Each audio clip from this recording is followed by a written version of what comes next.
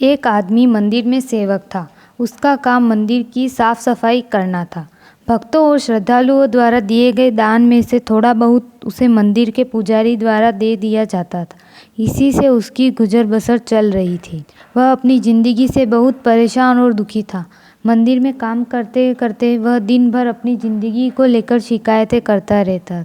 एक दिन शिकायत करते हुए वह भगवान से बोला, भगवान जी, आपकी ज़िंदगी कितनी आसान है। आपको बस एक जगह आराम से खड़े रहना होता है। मेरी ज़िंदगी को देखो, कितनी कठिन ज़िंदगी जी रहा हूँ मैं। दिन भर कड़ी मेहनत करता हूँ, तब कहीं 2 जूट की रोटी नसीब हो पाती है। काश मेरी ज़िंदगी भी आपकी तरह होती। उसकी बात सुनकर भगवान बोले, तुम जैसा सोच रहे हो वैसा नहीं है। मेरी जगह रहना बिल्कुल आसान नहीं है। मुझे बहुत सारी चीज़ें देखनी पड़ती है, बहुत सी व्यवस्थाएं करनी पड़ती है। ये हर किसी के बस की बात नहीं है। भगवान जी, कैसी बात कर रहे हो आप? आपका काम आसान ही तो है। आपकी तरह तो मैं भी दिन भर खड़े रह सकता हूँ। इसमें कौन सी बड़ी बात है? मंदिर का सेवक बोला। भगवान बोले, तुम नहीं कर पाओगे। इस काम में बहुत धैर्य की आवश्यकता पड़ती है। मैं ज़रूर कर पाऊँगा। आप मुझे एक दिन अपनी ज़िंदगी जीने दीजिए। आप जैसा बताएंगे मैं वैसा ही करूँगा। मंदिर का सेवक जिद करने लगा। उसकी जिद के आगे भगवान मान गए और बोले, ठीक है, आज पूरा दिन तुम मेरी ज़िंदगी जियो, मैं तुम्हारी जीता हूँ। लेकिन मेरी ज़िंदगी जीने के लिए तुम्हें कुछ शर्तें माननी होगी। मैं हर शर्त मानने को तैयार हूँ। भगवान जी सेवक से बोले, ठीक है, तो ध्यान से सुनो। मंदिर में दिन भर बहुत से लोग आएंगे और तुमसे बहुत कुछ कहेंगे। कुछ तुम्हें अच्छा बोलेंगे तो कुछ बुरा। तुम्हें हर किसी की बात चुपचाप एक जगह मूर्ति की तरह खड़े रहकर धैर्य के साथ सुननी है और उन पर कोई प्रतिक्रिया नहीं देनी है। सेवक मान गया। भगवान और उसने अपनी ज़िंदगी एक दिन के लिए आपस में बदल ली। सेवक भगवान की जगह मूर्ति बनकर खड़ा हो गया। भगवान मंदिर की साफ सफाई का काम निपटाकर वहाँ से चले गए। कुछ समय बीतने के बाद मंदिर में एक धनी व्यापारी आया। भगवान से प्रार्थना करते हुए वह बोला, भगवान जी, मैं नई फैक्ट्री डाल रहा हूँ। मुझे आशीर्वाद दीजिए कि यह फैक्ट्री अच्छी तरह चले और मैं इससे अच्छा मुनाफा कमाऊँ। प्रार्थना करने के बाद वह प्रणाम करने के लिए नीचे झुका तो उसका बटुआ गिर गया। जब वह वहाँ से जाने लगा तो भगवान की जगह खड़े मंदिर के सेवक का मन हुआ कि उसे बता दे कि उसका बटुआ गिर गया है, लेकिन शर्त के अनुसार उसे चुप रहना था।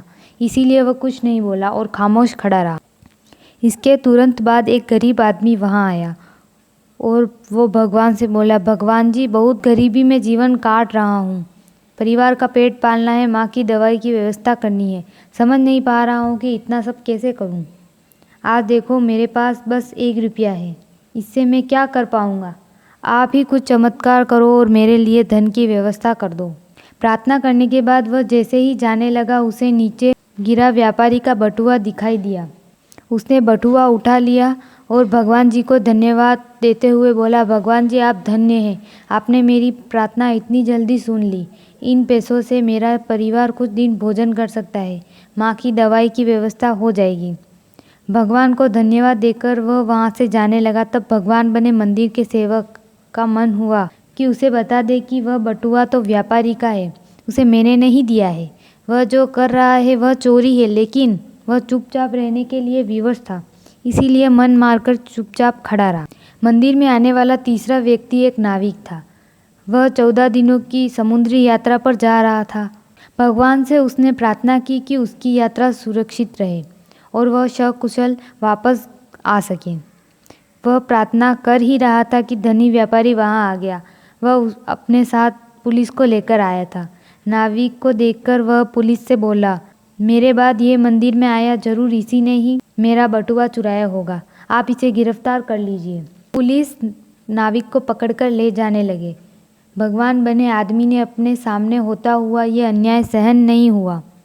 शर्त अनुसार उसे चुप रहना था, लेकिन उसे लगा कि बहुत गलत हो चुका है। यदि मैं अब भी चुप रहा तो एक बेकसूर आदमी को व्यर्थ में ही सजा भुगतनी पड़ेगी। उसने अपनी चुप्पी तोड़ते हुए कहा, आप गलत व्यक्ति को पकड़कर ले जा रहे हैं। ये बटुआ इस नाविक ने नहीं, बल्कि इससे पहले आए गरीब व्यक्ति ने चुराया है। मैं भगवान हूँ और मैंने सब देखा है। पुलिस भगवान की बात कैसे नहीं मानती। उनकी बात मानकर उन्होंने नाविक को छोड़ दिया और उस गरीब आदमी को पकड़ लिया जिसने बटुआ लिया था। शाम को जब भगवान वापस आए तो मंदिर के सेवक ने पूरे दिन का वृत्तांत सुनाते हुए उन्हें गर्व के साथ बताया कि आज मैंने एक व्यक्ति के साथ अन्याय होने से रोका है। देखिए, आपकी ज़िंदगी जीकर आज मैंने कितना अच्छा काम किया है। उसकी बात सुनकर भगवान बोले, ये तुमने क्या किया? मैंने तुमसे कहा था कि चुपचाप मूर्ति बनकर खड़े रहना है, लेकिन वैसा न कर तुमने मेरी पूरी योजना पर पानी फेर दिया। उस धनी व्यापारी के बुरे कर्मों द्वारा इतना धन कमाया है। यदि उसमें से कुछ पैसे गरीब आदमी को मिल जाते तो उसका भला हो जाता और व्यापारी के पाप भी कुछ कम हो जाते। जिस नाविक को तुमने समुद्री यात्रा पर भेज दिया है, अब वह जीवित वापस नहीं आ पाएगा। समुद्र में बहुत बड़ा तूफान आने वाला है। यदि वह कुछ दिन जेल में रहता तो कम से कम बच जाता। सेवक को यह सुनकर एहसास हुआ कि वह तो बस वही देख पा रहा है जो आंखों के सामने हो रहा था। उन सबके पीछे की वास्तविकता को वह देख ही नहीं पा रहा था। जबकि भगवान जीवन के हर पहलू पर विचार अपनी योजना बनाते हैं और लोगों का जीवन चलाते हैं। हम सब भी भगवान की योजनाओं को समझ नहीं पाते।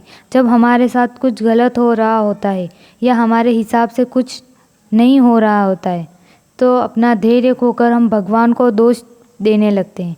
हम ये समझ नहीं पाते कि इन सब के पीछे भगवान की कोई ना कोई योजना छुपी होती है।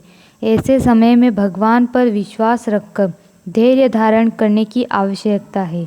इसीलिए चिंता न करें। यदि आपकी मर्जी से कुछ नहीं हो रहा है तो इसका अर्थ है कि वह भगवान की मर्जी से हो रहा है, और भले ही देर से ही सही, भगवान की मर्जी से सब अच्छा होता है।